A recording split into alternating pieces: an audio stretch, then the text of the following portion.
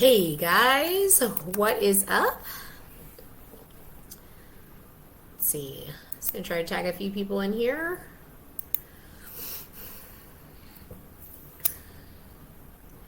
Get us moving in the right direction.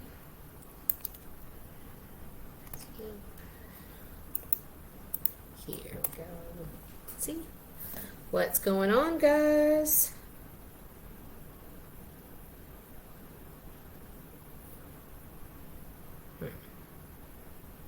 All right, what's up to Steve? How's it going, buddy? Trying to figure out, man. I really want to see who's hopping on here. And I don't know how to do that, honestly. Here. Um, okay, so I gotta tag one other person. I was supposed to go live an hour ago, guys. Here's what happened. My groceries were getting delivered. I was at the end of a training call with a coaching call, and the grocery person was completely lost. So I had to go outside, and I've just literally been waiting for them and trying to find them, and they're trying to find me. And that's what we were dealing with. So this is life. This is life as an entrepreneur and stuff you have to deal with. Okay, I'm going to get focused. I can't find wherever that post was. So what's up, Joseph? Okay, good. I got you in here. All right, let me know if you guys are here. I don't know why I can't see it in Facebook. It looks like people are having a tough time in January with sales. Again, it's coming like in waves. So, as you guys know, I have the Sales Fuel program. It is getting really good results for clients, and I specifically love sales. I think it's really fun. And I think one of the reasons I think it's fun is because I don't really view it as sales.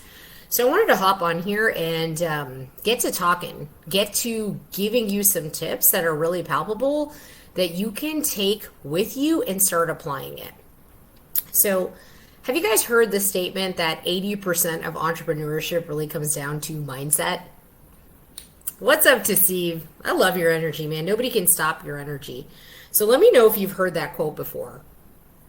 80% of entrepreneurship comes down to actually what your mindset is.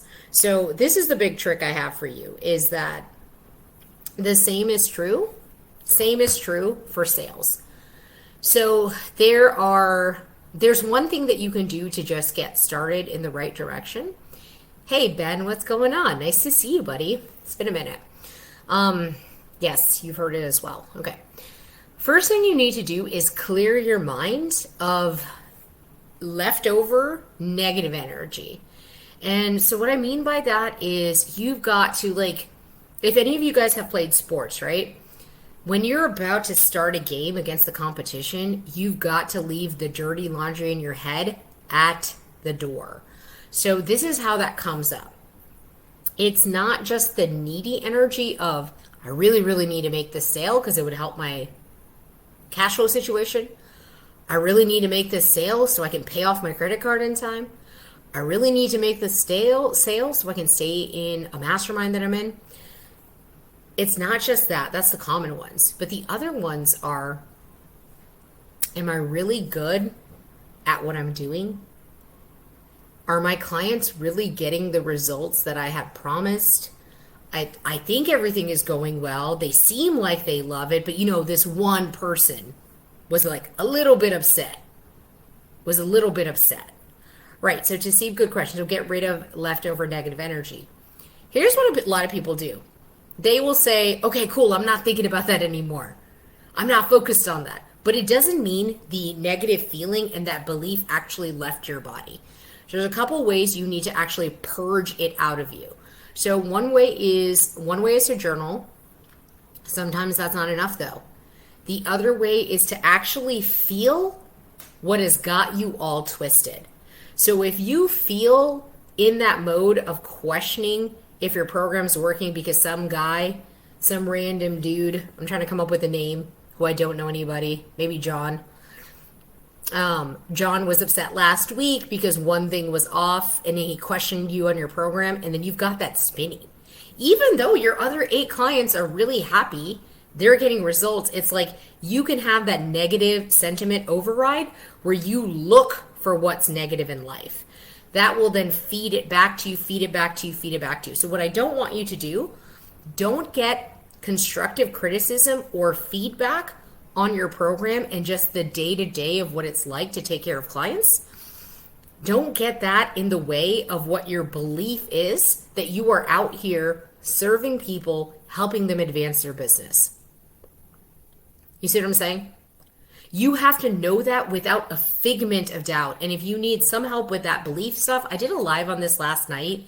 It was pretty raw. It was just like pouring out what I've been learning.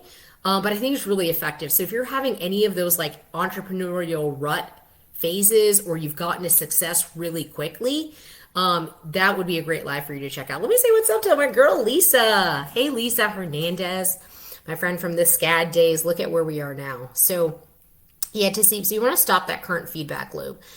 And the way you have to do that is you have to be able to journal it out, meditate it out, exercise it out, and literally you have to sit there and stare at your client wins and go and celebrate them. So I encourage you, the life group is all about wins and encouraging that with one another.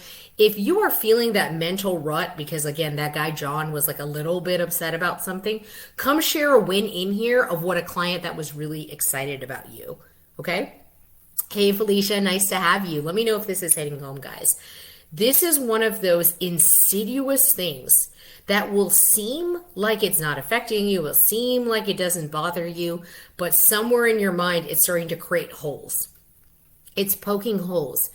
So when you get on the call, you're not showing up with that conviction. You're not showing up there with a slower cadence that you have practiced speaking. You're not showing up there with a notepad, an open heart, and ready to listen and understand the person. A part of your brain is saying, let me prove to them I'm worth it. And so what happens there? So that one comment John made that created a figment of self-doubt has now got you overcompensating in the manner of talking too fast, talking too aggressively. Yo, you really got to do this, man, because blah, blah, blah, blah, blah. 7 people did this, and it really works, and I want to tell you about all my client wins, and I'm not sure why you're not doing this yet. And then the person's like, whoa, you're just chaotic. I don't even know what, maybe I should calm you down.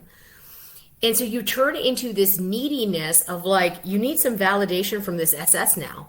If this SS closes, maybe it is worth it. Maybe I am worth it. So don't get it twisted and tied up. You've got to manage your energies. You have to manage your state, and you have to have a clean mind before you get into SS calls. So this means is you have to actually feel your feelings. So this is like old school stuff. You may have heard it before, but you have to like feel like, John kind of like dug at me and I feel a little bit like less worthy in my program. I'm having disbelief issues. I'm wondering if my price is really worth it. I feel a little less worthy right now, or I feel dumb, or whatever you want to say. Or I feel like a charlatan. Just feel it out for 15 minutes and then cut it off and move on. Do you know what I'm saying? Let me know if this is hitting home. Let me say what's up to people. Hey, Laura, how's it going? Nice to meet you. I totally agree. Celebrate the wins and treat yourself. So I'm a big fan of celebrating wins. Let me hop into that because that is a part of top 3 tips of being awesome at sales. Celebrating your wins, I call it the humble flex. You need to flex your wins. And I don't believe any person in this life group is so off the deep end that your ego is going to like make you distasteful. I think we're more on the end of like hiding the wins. Can't do that, man. Can't do that, girl. You've got to show up and claim what are you good at so that you can display the social proof and share with pride and conviction what you're actually good at. You need to own and claim that.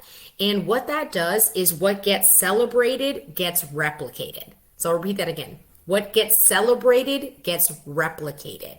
So you must celebrate. So as a part of being in my program, when my clients win, I like force them to go post somewhere. Personal page, their group, my group, our mastermind, somewhere. I'm like, you must claim that win.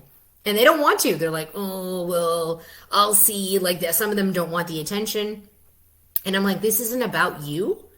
This is about the future you and making sure we get future wins. So now are you on board to post? And then they'll be like, it'll be kind of like the slow yes. Okay, cool. I will do that. Let me know if you guys have more questions, because I'm going to be rocking and rolling. I love all these comments. Thank you guys for being live, taking action on your sales, because that will, all of us can get better. All of us can learn, right? So what are you allowing to have power over you that's creeping into your client calls? Exactly, Tasib. And a lot of this stuff ends up being a little bit subconscious. And so having somebody that we can talk to openly who sees it in us, who sees it in our body language, whether we're like showing up like this on a sales call or we're like a little bit like this, makes a huge difference in even the cadence of how you speak. One of the quickest ways to self-test on a sales call is if you're trying too hard, is if you're speaking too fast. On a sales call, you've got to slow it down. You want to show that you're in control, you understand what's happening on the call, and you're here to guide it, and you're purely coming from a place of curiosity, sharing knowledge when it needs to be shared, challenging when it's appropriate with permission, and basically just trying to see if it's a good fit. So it's just a conversation. So don't make it more than what it actually is. Hey, Philip, what's going on? Nice to have you. You have to feel your feelings. Okay, manage energy, state, and clean mind. Yep. David, what's up? Absolutely. I always say it's not your job to prove worth. It's your job to deliver value. Boom. I think I'm going to let you love that. I'm an emotional logical. My emotions drive me, but I can get logical too, says to see like others. What does that cutoff look like? Just like on to the next. Okay, so every one of us is a blend of logic and emotional. And so what that kind of cutoff looks like for you, Tasib, is checking in with how tense your body is. Looking back, I know I'll be honest with you, one of the most painful things is watching a Zoom call where you didn't close, but you have to. Don't do it often. I want you to watch more wins. So start with watching a win. You should be watching 4 or 5 as many wins of your old sales calls compared to one loss. But I promise you, if you actually do watch the one that didn't close, you will spot with your eagle eye where things were starting to crumble for you, where you started to talk too fast, where you started to get too eager, where you literally did physically lean in with your objection questions. You may have also saw where they actually leaned out, they looked uncomfortable, they were kind of done, but you kept pushing. And that was probably the stage to either check in with some more open-ended questions or to stop and pause and say, hey, question, like, how are you feeling right now? How is this being received from your end? I'm curious what you're thinking. And just give them some space. The other thing I want to say too, it is okay if you feel the state happening for you to not offer on that call and say, hey, you know what? Let me give you some time to process this. I know it's a lot of stuff we're covering here. Let's hook up on a follow-up call tomorrow or the day after. Try to make it within 3 days. And then give yourself time out. My energy is off. I don't even feel like I'm not holding the ball like I'm supposed to, right? So, yes. So it's not about you. It's about your future you. Yep. How do you keep the frame of this is a consultation call? What do you mean, Tasib? Are you getting people wanting to give you the how? Is that what you mean? What's your favorite way to show that you care above all? Felicia, this is a great question, and I know kind of like the coaching sense you come from. The best way to show you care is by being a really deep listener. So if you're a really empathic listener and you actually pause after they speak and show them that you're like so engulfed into what they're saying that you're like, you can even say it though. You can say, wow, I'm just processing what you said here. And then you can just leave it at like that and like let your brain process and then repeat back to them, old school mirroring. Okay, it sounds like you're having some money mindset issues starting to pop back up for you. But this is new because you had gotten over it. It sounded like last month. So I'm curious, why do you think that's popping up now again? And then shut up. So if you can respond back to what they said with a feeling of care, so you look like you care, you're speaking a little more softly, you're letting your facial expression show up, and you're mirroring back what they said. I'm a huge fan of taking. Here's what I'll do. This is like a crazy good tip, okay, guys? I know it's going to sound like it's not. This is tip number 2, so I'm like moving us along. Let me find somebody who I've had an SS with here. Okay, cool. Here's an SS. So I'll be on the call. I'll make sure I'm taking notes. I'll tell them I'm taking notes. I then encourage them to do the same. And I'll say, hey, if you notice me looking down, just know I'm just like taking notes. I want to make sure I get everything down what you said, and I've got it all covered. So immediately then they start to think and believe, wow, Bijal's a really diligent person. Like this call is going to be about me. And, you know, worst case scenario, I'm going to get to be like heard by somebody. This is not something they may consciously think, but subconsciously, when you are a stressed out entrepreneur with whatever you've got going on in your life, and somebody says, I'm making space for you, and I'm taking diligent notes of what you're saying here so I can get it all down.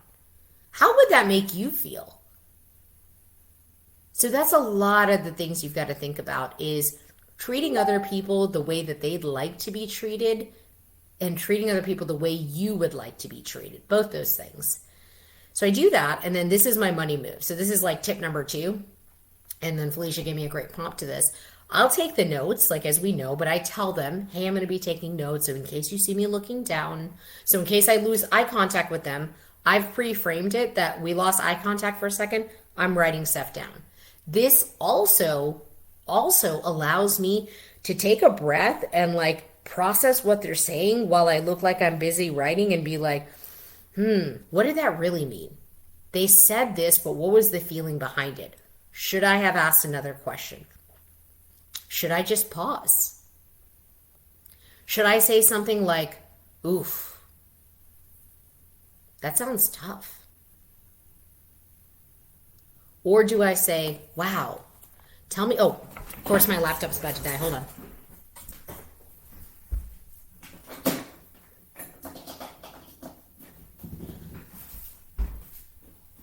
Okay. I'm having all kinds of fun today. Whatever. Laptop's about to die. Groceries are here. It's all good. Okay. I was like totally in the mojo too. Okay, hopefully this is charging. You're charging, right? Oh.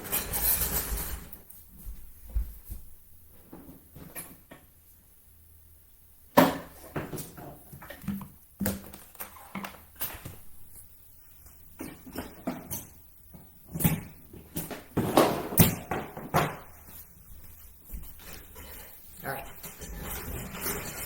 I have no idea if it's working. Oh yeah, it is. Okay. All right, I'm back. And you know what? Stuff like that'll happen on a sales call.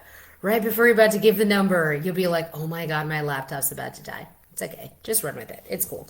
Okay, so back to what I was saying is taking down the notes, letting them know how you feel. Here's what I do in the middle of the call. I'll tell them, hey, I encourage you to take the same. So I encourage you to take notes because you're going to get a lot of value out of this call. So I'm going to definitely give you some tips. It's going to be really helpful.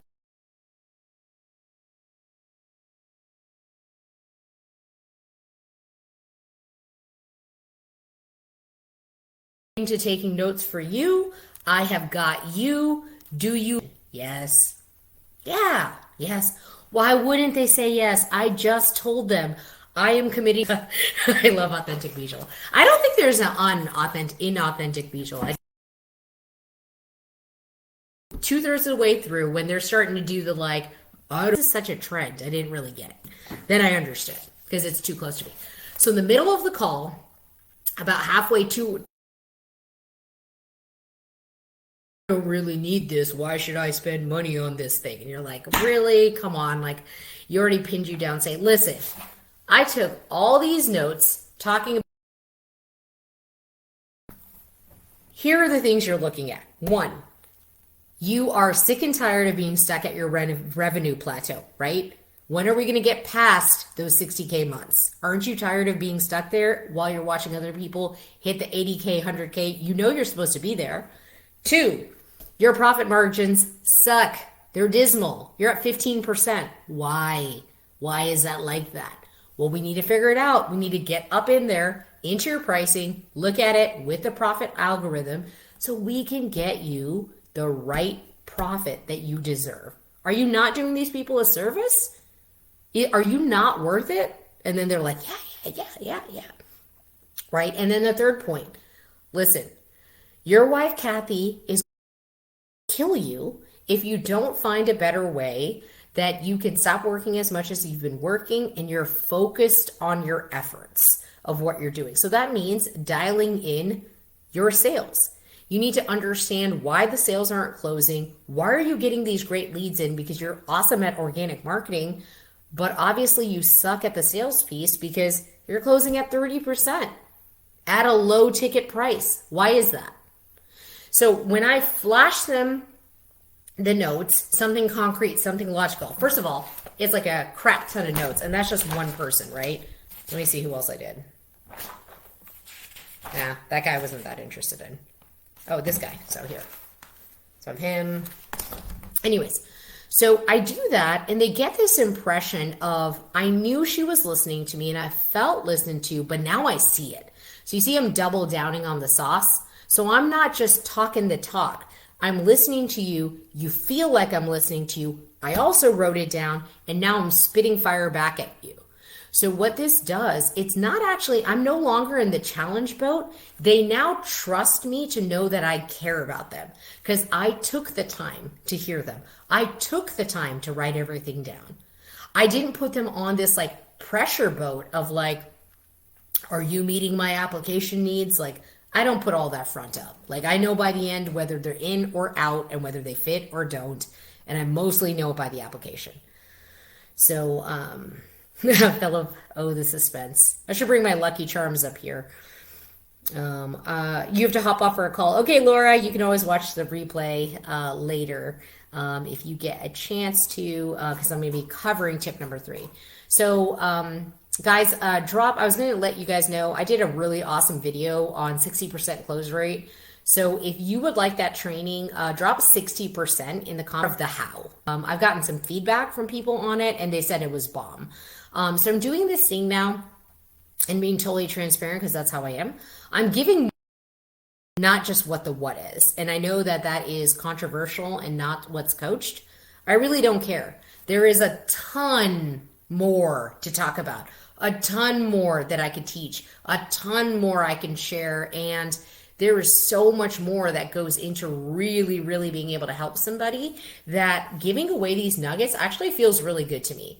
To me, it feels good instead of just talking, what about this problem? I'm now like, what about this problem? Here's how to solve it. So I want to be clear on that. So drop 60% if you'd like to see that. It's actually a how video. And I'd love your feedback. Like if it was good and it helped you, let me know. If you thought it was too surface, let me know. I might make a deeper one, right? There's only so much you can say in a 10-minute Loom video, right? Okay. So thank you, Tasib. 60%, I got you. I'll get Ryan Hill to get you, actually.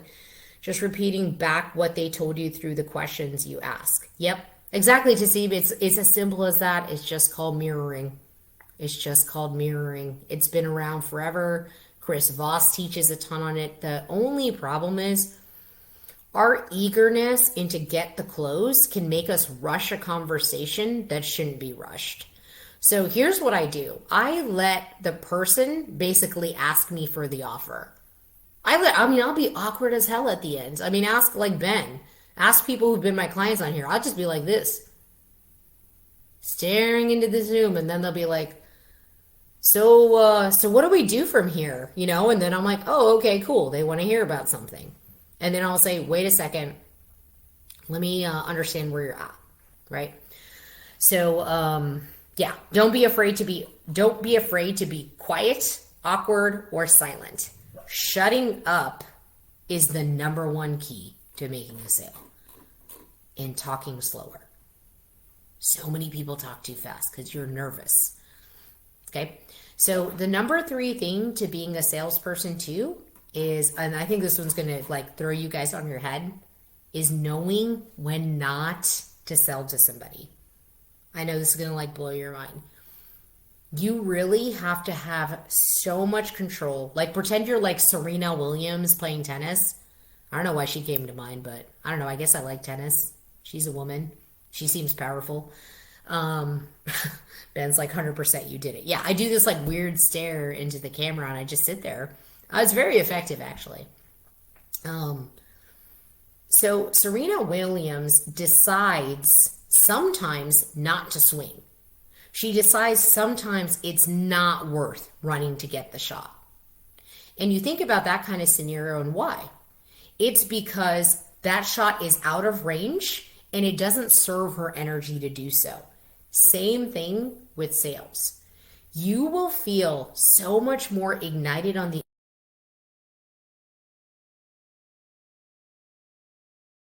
right to not offer. I have a right not to offer. So a couple times on a sales call, I've had people be like, well, I know you're trying to like sell me or convince me. And I'll be like, oh, no, no, no, no, no. I am not trying to do that. I go, correction. I'll even make the noise. I'll say, I'm trying to even understand what it is that you're having an issue with. One. Two, I'm trying to understand, am I the best person qualified to help you with that? And three, I'm trying to understand how committed you are to making this change. Without these three things, I'm not offering you nothing. So I make it so super clear that this is a two-way exchange. You're getting my energy and my time. I'm getting information from you and a chance to get to know my avatar better and possibly a chance to have an offer. But I make you an offer, you accept an offer. You pay me money, I give you value, energy, and time. You then ask me more questions and invest in yourself and try the things I'm talking about. I then take what you say, massage it, edit it, do refine things, teach you something else. So it is a back and I guess I'm in a tennis mood, y'all. Tasiba's like ping pong. I mean, Serena Williams, maybe she plays ping pong. But let's go back to the tennis analogy because I'm kicking with this. It is a tennis match. So here's the thing. On the sales call, don't give away your power. When you know that person is not going to close, you don't think they have the money or you haven't figured out if they actually have the money to close. Or three, you think their attitude kind of sucks and you're like, ooh, they're not that great of a fit, but I'll see, right? Don't offer that person. You know what? You'll get off that call feeling like a boss. So the thing is, it is your responsibility to not irresponsibly sell. So like how it's your responsibility not to irresponsibly drink and then drive, it is your responsibility as a business owner who maintains integrity to not irresponsibly sell and then collect a Stripe payment. You will get drained from that. I don't care what you say, what you believe. You might get excited, put into your revenue spreadsheet. You won't though. A part of your brain will be like, man, you really shouldn't have sold that person. So don't do that. You get me? So when you hold back on sales that shouldn't happen, another piece of that puzzle is sometimes you can downsell somebody. Sometimes people come in, they want the core, they're not ready for the core. And I'm not talking about money. They are mindset-wise not ready to experience your core. And you say, you know what? I have a core. I initially thought that might have been a good fit for you. But after we've gotten to talking, I've taken all the notes. I'm kind of sensing that you would do better in one of our front-end programs. Specifically, that program is called Profile Fuel.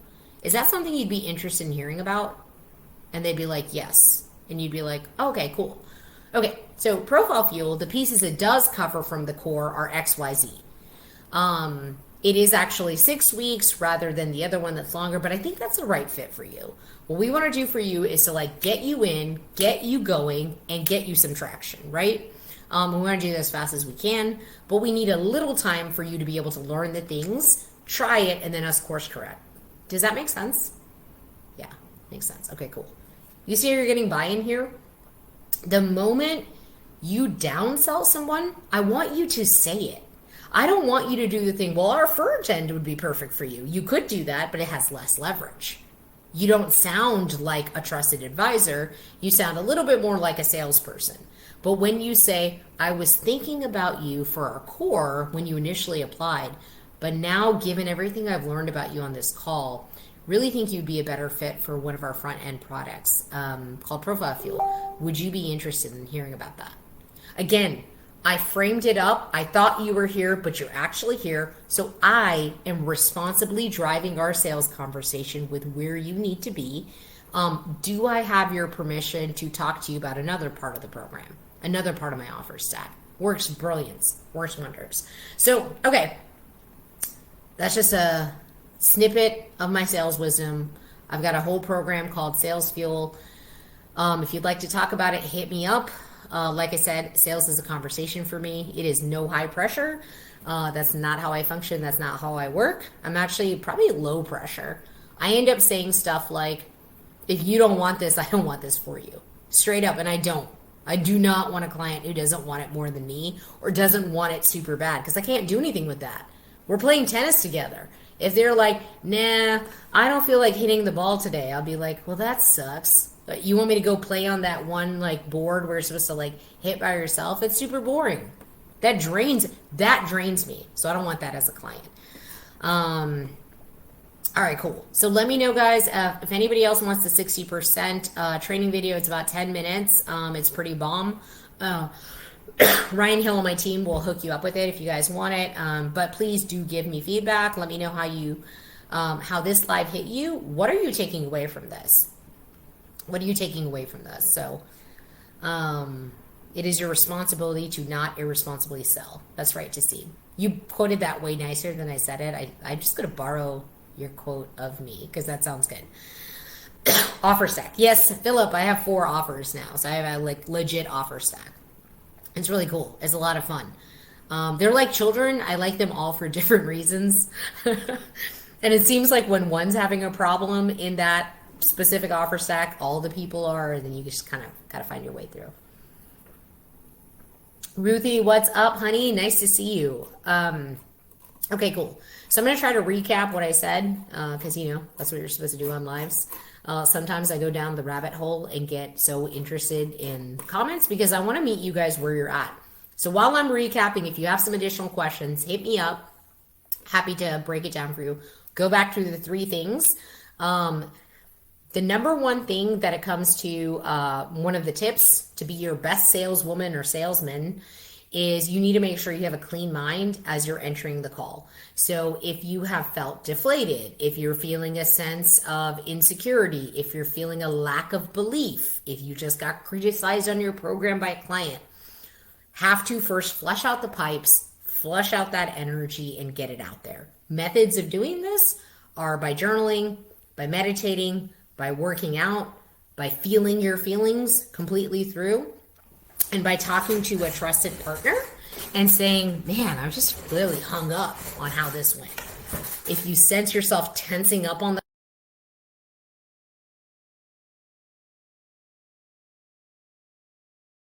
I've got this credit card payment due. I'm not saying you won't close. I'm just saying it's less likely. You're actually shooting yourself in the foot. So that's first thing. Clean out the energy of your head. Those insidious beliefs of like, I'm not good enough, I'm not worthy will creep up on you. So the second point that I hit home, which was prompted by Felicia's question, which I loved, which how do you show care on the sales call?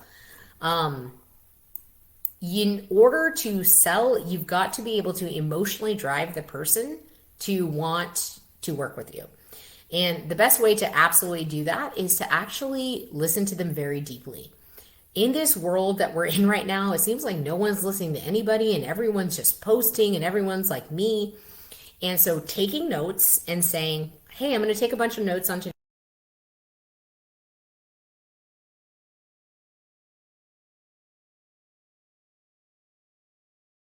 You also take some notes.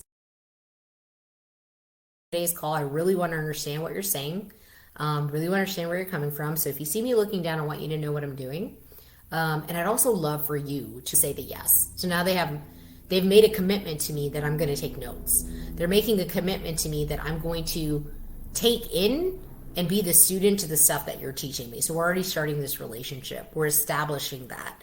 We're not going into the friend zone on accident. But I also strike a balance between not over coaching. So I want to caveat that. And the third thing I'll talk about is, which is the one that is unexpected. The unexpected one is In order to be a top salesperson, you are responsible to not irresponsibly sell. So when you're on a call with somebody, I need you to have enough discipline, like Serena Williams does when she knows I should not run that direction at that speed to take a swing at that shot because I'm going to miss. I need you to know when not to offer people. And I need you to hold that within you so you stay steady. And another way that this works of not selling to people and not offering is also by downselling. And so you say, but you frame it up and say, I thought based on your application, what I knew about you, we'd be at the core. Based on my notes, though, I'm really thinking a front-end product would be a lot better fit for you and what you need to get help with. Is that something you would like to hear about? Again, processing, getting information in, but also getting permission. That move right there is a complete trusted advisor move. When you do something like that, they immediately start to believe consciously and subconsciously, which is my favorite kind of win. Consciously and subconsciously, they believe, wow, you really do have my best interest at heart. Okay, damn. Maybe I could open up to some other stuff you have to say. You'll literally, I call it the sales shimmy. They'll kind of like do this when they get interested. So if you have ever seen that on a call, that's your time to jump. You're doing the right thing. So you're like in the right. If they start doing this, that means they've literally opened up their shoulders. You've twisted their mind, so their body twisted, and they're giving you a signal that says, damn, I might actually need you because I was totally going to say no this whole time, you know? So that's a good move. So yeah, so that's what I got. I can't believe I remembered all three. Woohoo! Because I don't write these, nor do I prepare them. I just show up here because that's the best I can do. All right. This is thanks to CB saying this is fire. Wow, an offer set. How awesome. Oh, thanks, man. You'll get there too, Ruthie. 100% you'll get there. If you're watching, hit replay. Thank you. Yes, please hit hashtag replay if you watch this later.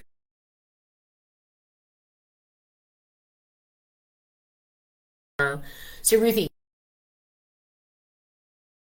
if you want my two-step video on my 60% close rate, drop that in the comments below. If you are not skilled at selling, please do not coach on the call. Don't even try. Because when I say I'm going to leave them with some tips, I'm talking about like 10%. Something that might help them because I care. 10%. And I am really fine-tuned on where that line is and where I kind of laugh and say, that's what I cover in my program. My paid clients get that. As in, are you going to pay for that? Because it's not a free advice call. Make it really clear. And then they're like, oh, of course. Yes, I'm being silly. Yes, you are. You are being silly. If you have a problem doing that, you need to stop at 100% so we can recalibrate you, Ruthie, back on. When you coach on a call, you don't get a client.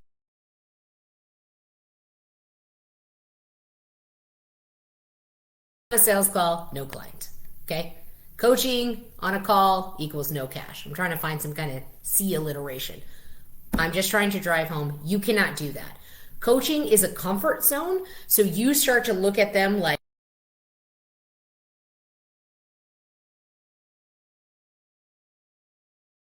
okay, take what you gave them, go run and apply it, and you have actually irresponsibly not sold them because you then gave a 10-year-old the keys to the car and you said, well, if you just stick it in the ignition and push this, I mean, you should be able to figure it out. So don't do that. Anyways. All right, cool. My laptop is about to die. So I don't know why it's not charging, but I'm going to take it as a sign that it's time to peace out here. All right, man. My intention was to say no, but you will. My intention was oh, and then I think you're repeating. Maybe, I don't know. Maybe you're saying something else. Yes. Okay, cool. So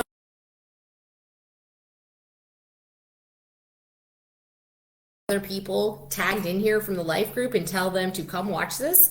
I have the most people in the life group saying, I need help with sales. I need help with mindset. Well, I'm your girl, dude. I'm a badass at that. I'm probably going to have a sales vertical and launch in the future because I'm just sick and tired of all the programs being men. And I'm like, nah. It should be a woman-led sales program. Anyways, Holler at me if you have any more questions in the comments. I'll come back and answer them. This is going to be something that helps you. My lives are going to help you now. And of course, if you ever want to jam on getting into more details about what's up with you, you can always DM me. All right, cool. Peace out.